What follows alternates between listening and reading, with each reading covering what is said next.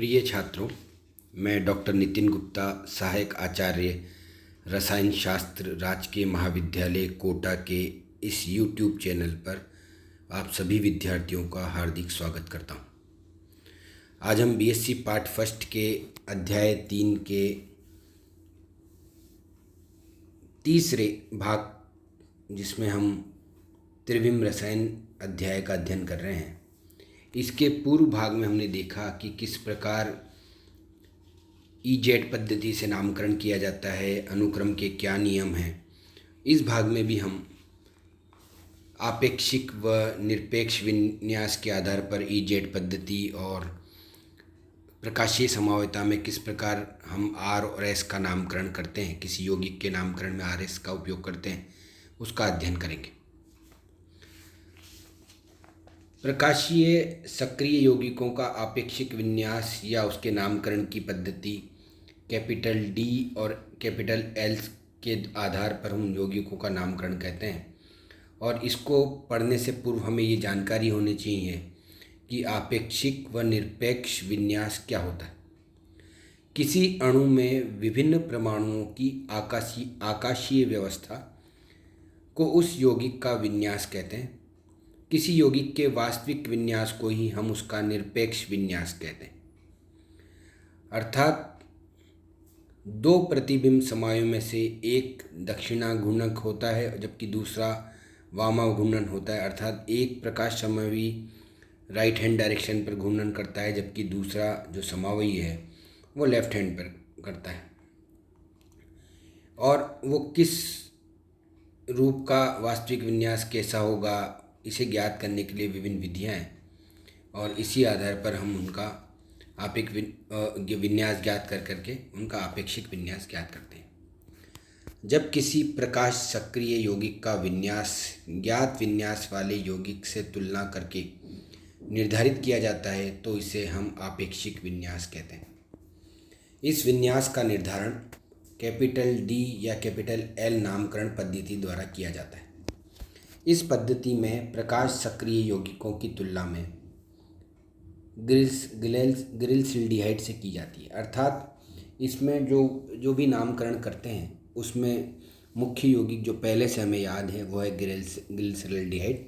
इसके आधार पर हम उसका नामकरण कहते हैं, जो भिन्न दो प्रकार की संरचनाएं प्रदर्शित करता है। पहला, इस उदाहरण में हम देख रहे हैं कि इसमें OH समूह राइट हैंड पर है, अतः इसे हम डी ग्लिसरॉल्डिहाइड कहते हैं। जबकि इस दूसरे वाले समावयी में ग्लिसरॉल्डिहाइड का OH समूह लेफ्ट हैंड पर है, अतः इसे एल ग्लिसरॉल्डिहाइड कहते हैं।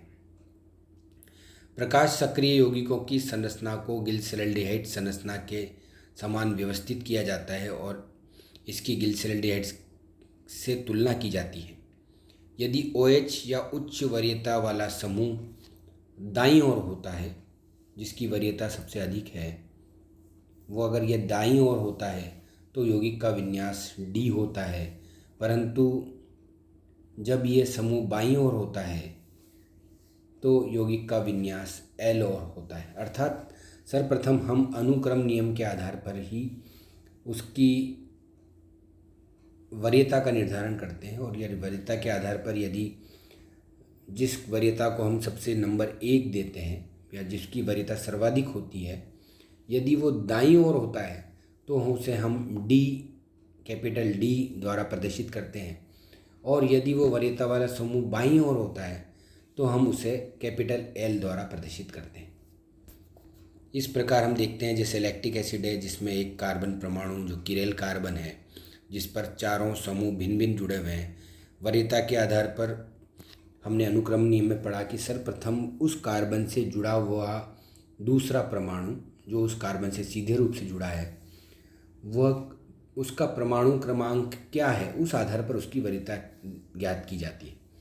इन चारों समूहों में कार्बन से जुड़ा हुआ OH समूह यानी ऑक्सीजन जुड़ा है कार्बन से, इसकी वरीयता सर्वाधिक है। जबकि COOH में कार्बन से जुड़ा है, अतः कार्बन की वरीयता देखते हैं। CH3 समूह में भी कार्बन जुड़ा है, कार्बन की वरीयता देखते हैं। और हाइड्रोजन अर्थात सर्वाधिक वरीयता वाला समूह OH यदि वो दाईं ओर आ रहा है तो ये कैपिटल डी लैक्टिक एसिड है। इसी प्रकार दूसरे उदाहरण में हम जिसमें एलानिन दिया हुआ है जो कि एक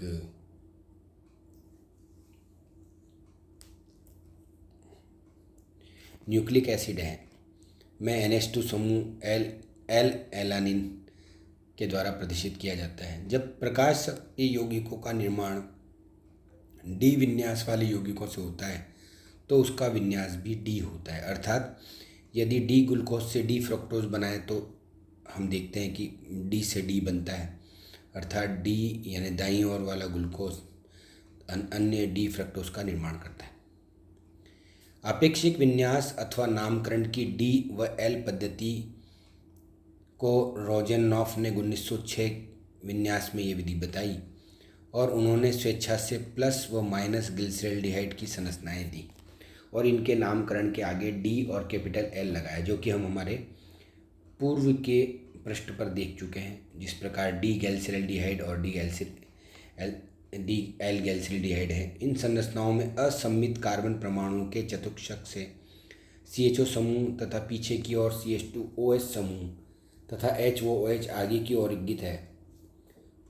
इस प्रकार डी विन्यास में OH दाईं ओर जबकि एल विन्यास में OH बाईं ओर होता है। इस आधार पर हम डी और एल का आपेक्षिक विन्यास का निर्धारण कर सकते हैं। अन्य असम्मित यौगिक का विन्यास डी प्लस व एल माइनस ग्लिसरॉल्डिहाइड के विन्यास के आधार पर निरूपित किया जाता है। जो समावयवी डी प्लस ग्लिसरॉल्डिहाइड में परिवर्तित किए जा सकते हैं अथवा उससे प्राप्त किए जा सकें तो उसे डी विन्यास युक्त और डी श्रेणी का सदस्य कहते हैं। उनका घूर्णन किसी भी दिशा में हो सकता है, जैसे डी ग्लिसरॉल से हम डी लैक्टिक एसिड प्राप्त करें। इस प्रकार वो डी हमने पढ़ा कि डी से डी विन्यास वाले यौगिक से के निर्माण से डी विन्यास वाले अन्य यौगिकों का निर्माण किया जा सकता है। निरपेक्ष विन्यास या एब्सोल्यूट कॉन्फ़िगरेशन, किसी अणु के वास्तविक विन्यास को ही हम निरपेक्ष विन्यास कहते हैं। आपेक्षिक विन्यास विधि द्वारा उन यौगिकों का विन्यास तो निर्धारित किया जा सकता है जो ग्लिसरॉल्डिहाइड से संबंधित हैं, किंतु अन्य यौगिकों का नामकरण या विन्यास किस प्रकार हो, इसके लिए बिजॉयट ने एक विशेष प्रकार की एक्स किरणों की सहायता से सोडियम रूबिडियम टार्ट्रेट का निरपेक्ष विन्यास ज्ञात किया, जो निम्न प्रकार है।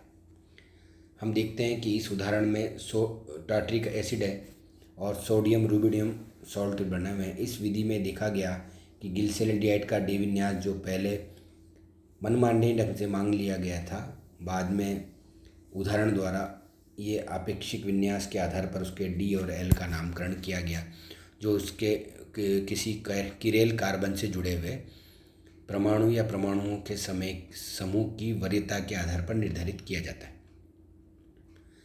दूसरे प्रकार का जो मुख्य नामकरण है या निरपेक्ष विन्यास जो मुख्य नामकरण है डी और एल के अलावा, वो है आर और एस नामकरण। आर यानी राइट हैंड साइड पर और एस यानी लेफ्ट हैंड साइड पर। आर और एस नामकरण जो है वह नामकरण एक्स किरण विकिरण विश्लेषण तकनीकी द्वारा ही निर्धारित किया जाता है और इस निरपेक्ष विन्यास में यह आवश्यक है कि प्राकाशिक समावयवों के विन्यास का किसी क्रमबद्ध विधि द्वारा नामकरण किया जाए।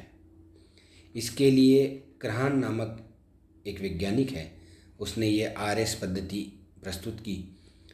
उसमें R एक लैटिन शब्द है जिसका मान है रेक्टस या राइट हैंड और S का मतलब है सिनिस्टर या लेफ्ट हैंड। इस आधार पर हम RS पद्धति के नाम का निर्धारण कर सकते हैं। प्रकाशीय सक्रिय यौगिक का वास्तविक विन्यास उसका निरपेक्ष विन्यास कहलाता है। इसके लिए RS नामकरण पद्धति का उपयोग करते हैं।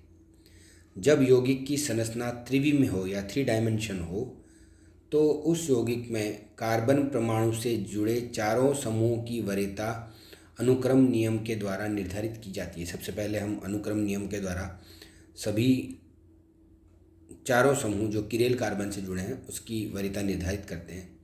उसके पश्चात चौथी वरीयता प्राप्त समूह को चतुष्क फलक में चौथी स्थिति पर व्यवस्थित किया जाता है। शेष तीनों समूहों को वरीयता के घटते क्रम में रखा जाता है। यदि इसके लिए क्लॉकवाइज दिशा में जाना पड़ता है तो यौगिक का विन्यास R होता है और यदि एंटी क्लॉक दिशा में जाना होता है तो यौगिक का विन्यास एस होता है। इस पहले उदाहरण में हम देखते हैं कि कार्बन के साथ 4 समूह जुड़े हैं। क्लोरीन जुड़ा है, मैथिल समूह जुड़ा है, OH समूह जुड़ा है, हाइड्रोजन जुड़ा है। तो क्लोरीन में चूंकि वरीयता के अनुक्रम के नियम के अनुसार उसका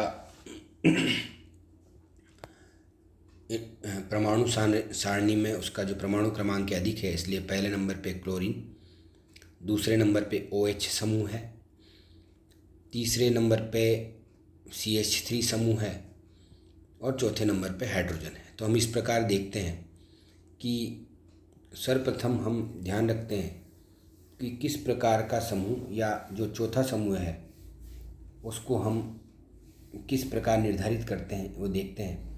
अब हम पहले वाले समूह से दूसरे वाले समूह की ओर चलते हैं। तो हम देखते हैं कि यदि पहले से दूसरे समूह की ओर चलें, अर्थात क्लोरीन से यदि हम OH समूह की तरफ चलें, तो इस प्रकार का विन्यास वो है एंटी क्लॉकवाइज होगा और यौगिक एस प्रकार का होगा। यदि हम क्लोरीन दूसरे उदाहरण में देखें, क्लोरीन से CH3 की तरफ दूसरा तीसरा ऐसे चलें तो इसका वह आर विन्यास होगा। जब यौगिक की संरचना त्रिविम प्रकार की हो, त्रिविम प्रकार की संरचना में हमें एक बात और ध्यान देने की है। यदि चौथी वरीयता का जो जिसकी वरीयता चौथे नंबर पे आई है, यदि वह समूह वर्टिकल डायरेक्शन में है तो जो हमें क्लॉकवाइज या एंटी क्लॉकवाइज के आधार पर जो हमें आर और एस मान जो प्राप्त होते हैं वही उसका नामकरण होता है। परंतु यदि चौथी वरीयता के समूह हॉरिजेंटल लाइन पर स्थित हैं 3D डायरेक्शन में, तो हमें जो नामकरण में आर और एस प्राप्त होते हैं उस यौगिक का वास्तविक नाम ठीक उसके उल्टा करके लिखते हैं। अर्थात यदि अगर एस प्राप्त होता है तो हम उसका नामकरण आर लिखते हैं और यदि आर प्राप्त होता है तो उसका नामकरण एस लिखते हैं। जब यौगिक की संरचना द्विविम प्रकार की हो, कार्बन परमाणु से जुड़े चारों समूह की वरीयता अनुक्रम नियम के आधार पर निर्धारित करते हैं और चौथी वरीयता प्राप्त समूह को हम वाई अक्ष पर उच्च या निम्न स्थान पर रखा जाता है, अर्थात वर्टिकल डायरेक्शन में रखा जाता है। फोर्थ वाली स्थिति में चौथी वरीयता प्राप्त समूह को वाई अक्ष पर उच्च या निम्न स्थान पर रखने पर चौथी वरीयता प्राप्त समूह को नगण्य मानते समय अन्य तीनों समूह की वरीयता के घटते क्रम में देखते हैं। यदि इसके लिए दक्षिणावर्त दिशा में जाना पड़ता है तो विन्यास आर होता है, परंतु जब यदि लेफ्ट हैंड पे जाना होता है तो उसका विन्यास एस होता है। अर्थात इस उदाहरण को हम देखें तो हम देखते हैं कि OH यदि OH से COOH की ओर तरफ चलें तो ये चूँकि ये फिशर प्रोजेक्शन फार्मूला है और फिशर प्रोजेक्शन फार्मूला में यदि हम देखें तो हम देखते हैं कि चौथी वरीयता किस स्थिति पर है, वो है हॉरिजेंटल लाइन पर। अर्थात यदि हम इसको घुमाएं पहले से दूसरी तरफ जाएं तो हमें कैसा प्रतीत हो रहा है कि हम एंटी क्लॉकवाइज चल रहे हैं। अतः इसका नामकरण में क्या होगा, ठीक उसका उल्टा आर प्रकार का होगा। दूसरे उदाहरण को देखें, इसमें एक कार्बन से ब्रोमीन जुड़ा है, OH जुड़ा है, CONH2 जुड़ा है, हाइड्रोजन जुड़ा है। तो इसमें फिर चौथी वरीयता हाइड्रोजन की है, अर्थात जो नामकरण आएगा वो ठीक उसका उल्टा लिखना पड़ेगा। तो हम इसमें देखते हैं कि वरीयता के आधार पर पहला ब्रोमीन है, दूसरा OH है, तीसरा COOH है। अर्थात पहले दूसरे तीसरे की तरफ चलें, पहले से दूसरे, दूसरे से तीसरे की तरफ चलें, यानी हम कैसे चलें, क्लॉकवाइज चलें। तो क्लॉकवाइज चलने पर लेकिन वास्तविक रूप से इसका कैसा आएगा, एंटी क्लॉकवाइज एस नाम आएगा। इसी प्रकार जिसमें ऐसे कंपाउंड जिसमें 2 कीरेल कार्बन है तो हम सर्वप्रथम पहले कीरेल कार्बन जिसमें IUPAC के आधार पर नामकरण करें तो हम देखते हैं कि एक ही कीरेल कार्बन को आधार बनाकर नामकरण करें तो हम देखते हैं कि OH समूह पहले नंबर पे है, दूसरे नंबर पे है COOH समूह, तीसरे नंबर पे ये है। तो हम देखते हैं कि वो घूमने पर कैसा हुआ, एंटी क्लॉकवाइज, लेकिन इसका नाम कैसा आना चाहिए, क्लॉकवाइज, यानी आर आना चाहिए। इसी प्रकार दूसरे कार्बन के लिए भी ऐसा ही हम यूज़ करेंगे। इस प्रकार हम किसी भी फिशर प्रोजेक्शन फॉर्मूले को यदि देखें तो हमें ये ध्यान रखना है कि जो सबसे बड़ी वरीयता का जो ग्रुप है यदि वो वर्टिकल लाइन में आ रहा है तो जो मूल विन्यास है वो वैसा का वैसा ही रखना है, और यदि वो हॉरिजेंटल लाइन पे आ रहा है तो उसके विन्यास के मान में परिवर्तित करना है। इस प्रकार हम भिन्न भिन्न उदाहरणों को अपनी कॉपी में कर और उसका निर्धारण आर और एस का निर्धारण कर सकते हैं। और अगर आपको किसी भी तरह की कोई समस्या है तो आप आराम से हमसे संपर्क करेंगे, और जब भी कॉलेज खुलेगा तो इस बारे में हम दोबारा बात कर लेंगे। दूसरा प्रकार का है रैसिमिक मिश्रण का वियोजन। सर्वप्रथम तो हमें ये जानकारी होनी चाहिए कि रैसिमिक मिश्रण होते क्या हैं। रैसिमिक मिश्रण ऐसे मिश्रण जिसमें प्लस और माइनस, अर्थात ऐसे यौगिकों के विलयन जिसमें दक्षिणाघूर्णक और वामाघूर्णक यानी दोनों प्रकार के घूर्णन वाले विलयनों को हम यदि आपस में मिला दें तो इस प्रकार का जो विलयन प्राप्त होता है उसे हम रैसिमिक मिश्रण कहते हैं। रैसिमिक मिश्रण को अलग अलग कैसे किया जाए, इसके लिए रैसिमिक मिश्रण में उपस्थित स्मॉल डी और स्मॉल एल को पृथक करने के लिए की जो प्रक्रिया है वो प्रक्रिया वियोजन प्रक्रिया कहलाती है। इसके लिए हम निम्न विधियों का उपयोग करते हैं। पहला यांत्रिक विधि है। यह विधि इस सिद्धांत पर आधारित है कि डी व स्मॉल एल समअवयवों की क्रिस्टलीय संरचना में अंतर पाया जाता है, अतः इनके क्रिस्टलों को पहचान कर अलग किया जा सकता है। इस विधि के द्वारा पोस्टर नामक वैज्ञानिक ने सोडियम अमोनियम टार्ट्रेट के रैसिमिक मिश्रण का वियोजन किया है। दूसरी प्रकार की जो रैसिमिक मिश्रण को वियोजन की जो विधि है वो है जैव रासायनिक विधि। इस विधि में रैसिमिक मिश्रण में जीवाणु को उत्पन्न किया जाता है जो मिश्रण में उपस्थित एक समअवयवी को नष्ट कर देता है, जबकि दूसरा समअवयवी शेष रह जाता है। इस विधि के उपयोग द्वारा पोस्टर नामक वैज्ञानिक ने अमोनियम टाइट्रेट के रैसिमिक मिश्रण का वियोजन किया। इसके लिए रैसिमिक मिश्रण में पेनिसिलियम लैक्टेट नामक जीवाणु उत्पन्न किया जो कि डी प्लस समअवयवी को नष्ट कर देता है और एल माइनस समअवयवी शेष रह जाते हैं, अर्थात एल वाले समअवयवी को अलग कर दिया जाता है रैसिमिक मिश्रण को। तीसरी विधि है रासायनिक विधि। इस विधि के द्वारा अम्लीय और क्षारीय रैसिमिक मिश्रणों का वियोजन किया जाता है। जब रैसिमिक मिश्रण अम्लीय होता है तो इस मिश्रण में डी व एल क्षार मिलाया जाता है, जिससे दो प्रकार के लवण बनते हैं। देखिए, जैसे प्रकार हम देखते हैं कि रैसिमिक मिश्रण एल व डी और एल अम्ल है, उसमें डी क्षार मिलाएं तो डी अम्ल प्लस डी क्षार और एल अम्ल प्लस एस क्षार दो प्रकार के लवण प्राप्त होते हैं। इस प्रकार प्राप्त होने वाले दोनों लवण प्रभाजी क्रिस्टल विधि द्वारा अलग कर लिए जाते हैं और इनका जल अपघटन कर लिया जाता है, जिससे डी अम्ल व एल अम्ल प्राप्त होते हैं। इस प्रकार हम रासायनिक विधि द्वारा रैसिमिक मिश्रण को पृथक कर सकते हैं। चौथी प्रकार की विधि वर्णलेखी विधि है। ये वर्ण महत्वपूर्ण विधि है। इस विधि के द्वारा सभी प्रकार के रैसिमिक मिश्रणों का वियोजन किया जा सकता है। इसके लिए एक स्तंभ में सिलिका जेल भर लेते हैं जो अधिशोषक के समान व्यवहार करता है। रैसिमिक मिश्रण को किसी विलायक की न्यूनतम मात्रा में घोला जाता है और इस मिश्रण को अधिशोषक स्तंभ में प्रवाहित करते हैं। मिश्रण के दोनों घटक अपनी अपनी अधिशोषक क्षमताओं के आधार पर अलग अलग भागों में अधिशोषित हो जाते हैं। जब स्तंभ को सुखा लेते हैं और दोनों घटकों को खुरच कर अलग कर लेते हैं। इस प्रकार वर्णलेखी के आधार पर हम दोनों यौगिकों को या रैसिमिक मिश्रण को अलग कर लेते हैं। एपीमर, हमने हमारे पूर्व के कक्षा में जब भी हमने हमारी संयोजकता के बारे में अध्ययन किया, किसी यौगिक के नामकरण का हम अध्ययन करते हैं तो एक शब्द आता है एपीमर। एपीमर ऐसे दो समअवयवी जिनके दूसरे कार्बन से जुड़े हाइड्रोजन व ऑक्सीजन समूह का विन्यास भिन्न भिन्न होता है तो वो दोनों समअवयवी या दोनों यौगिक एक दूसरे के एपीमर कहलाते हैं। एक दूसरे के एपीमर डी ग्लूकोज व ओ मेनोज एक दूसरे के एपीमर हैं, जिसमें हम अध्ययन देखते हैं कि पहले और दूसरे कार्बन पर OH समूह का विन्यास परिवर्तित हो रहा है, जबकि इसका अणुसूत्र समान है, अर्थात ये एक दूसरे के समअवयवी हैं, लेकिन इनका दूसरे कार्बन का विन्यास अलग होने के कारण ये एक दूसरे के एपीमर हैं। एनोमर्स ये एक प्रकार का जब किसी कार्बन 1 संख्या से या प्रथम कार्बन से जुड़े हाइड्रोजन व ऑक्सीजन समूहों के विन्यास भिन्न भिन्न हों तो यह समावयी एक दूसरे के एनोमर कहलाते हैं। जैसे हम देखते हैं अल्फा ग्लूकोज और बीटा ग्लूकोज में पहले कार्बन में OH समूह का विन्यास अलग अलग है, अतः ये अल्फा बीटा ग्लूकोज एक दूसरे के एनोमर हैं। विन्यास और संरूपण।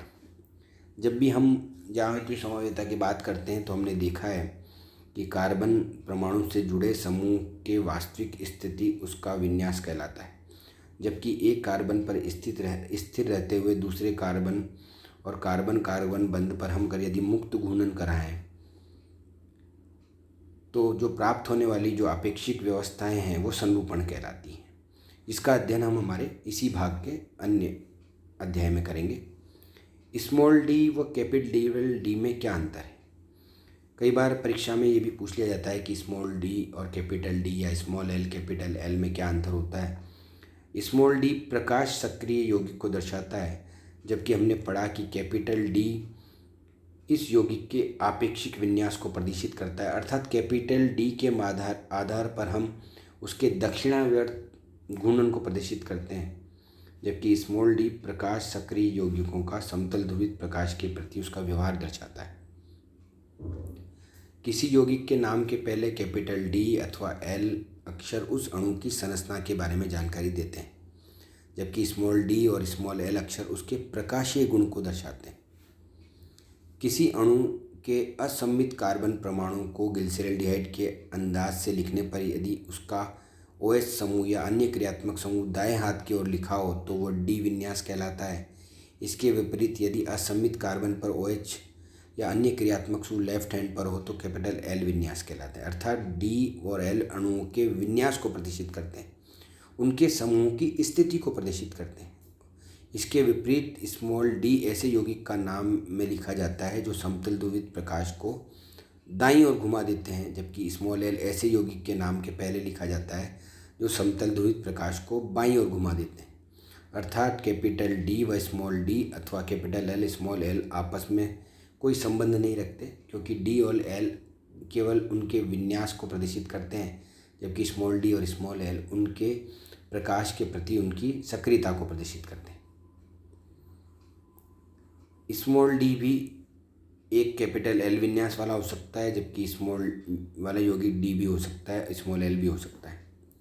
हम कह सकते हैं कि कैपिटल डी कैपिटल एक सैद्धांतिक घटना को प्रदर्शित करते हैं, जबकि स्मॉल डी व स्मॉल एल एक प्रायोगिक घटना को घोतक है। Small D capital L small L की उलझन से बचने के लिए वर्तमान में प्रकाश सक्रिय यौगिकों को डी स्मॉल एल को प्रदर्शित न करके प्लस और माइनस का चिन्ह प्रदर्शित किया जाता है। संरूपण तथा विन्यास में अंतर। हमने देखा कि कार्बन कार्बन एकल बंध के मुक्त घूर्णन या फ्री रोटेशन के परिणाम स्वरूप एक अणु कई व्यवस्थाओं को प्राप्त करता है। ये विभिन्न व्यवस्थाएं ही संरूपण कहलाती हैं। विभिन्न संरूपण की ऊर्जा में इतना कम अंतर होता है कि सामान्य परिस्थिति में ये एक दूसरे की में तीव्रता में परिवर्तित होते रहते हैं और इन्हें पृथक करना संभव नहीं होता। जैसे एथेन मुख्य रूप से दो संरूपों में पाया जाता है। ग्रसित, जिसमें एक कार्बन की तीनों हाइड्रोजन परमाणु दूसरे कार्बन के तीनों हाइड्रोजन परमाणु के सीध में होते हैं, जबकि आंतरिक या स्टेगर्ड जिसमें एक कार्बन का हाइड्रोजन परमाणु दूसरे कार्बन के दो हाइड्रोजन परमाणु के मध्य में स्थित रहता है। ऐसे संरूपण में दोनों कार्बन परमाणुओं के हाइड्रोजन के मध्य ग्रसित संरूपण की तुलना में अधिक दूरी रहती है। अतः आंतरिक संरूपण की ऊर्जा ग्रसित संरूपण की ऊर्जा की तुलना में कम होती है, यद्यपि ऊर्जा का अंतर बहुत कम होता है। इस कारण से वह ज़्यादा स्थायी होता है। इस प्रकार हम देखते हैं इन आंतरिक और ग्रसित अवस्थाओं को उपयुक्त के विपरीत विन्यास या कॉन्फ़िगरेशन अणुओं में उपस्थित परमाणुओं के उस आकाशीय व्यवस्था को कहते हैं जो सामान्य परिस्थिति में स्थिर रहते हैं और उसका दूसरे विन्यास में परिवर्तन किसी बंध के टूटने और नए बंध के बनने से संभव है। उदाहरण के लिए ग्लिसरॉल्डिहाइड के दो विन्यास डी और एल हैं। अर्थात संरूपण में तो कार्बन कार्बन बंध में आपस में घूर्णन के आधार पर जो व्यवस्थाएं बनती हैं वो संरूपण कहलाती हैं, जबकि कॉन्फ़िगरेशन या विन्यास अणुओं में आकाशीय व्यवस्था को प्रदर्शित करता है और जो कि सामान्य परिस्थिति में होता है। उक्त दोनों ग्लिसरॉल्डिहाइड की संरचना में कैपिटल डी और कैपिटल एल उनके प्रायिकता वाले समूह की उपस्थिति को दर्शाता है। इन दोनों संरचनाओं में HOS की स्थिति परस्पर विपरीत होती है। इस आधार पर हम उसके व्यवस्था को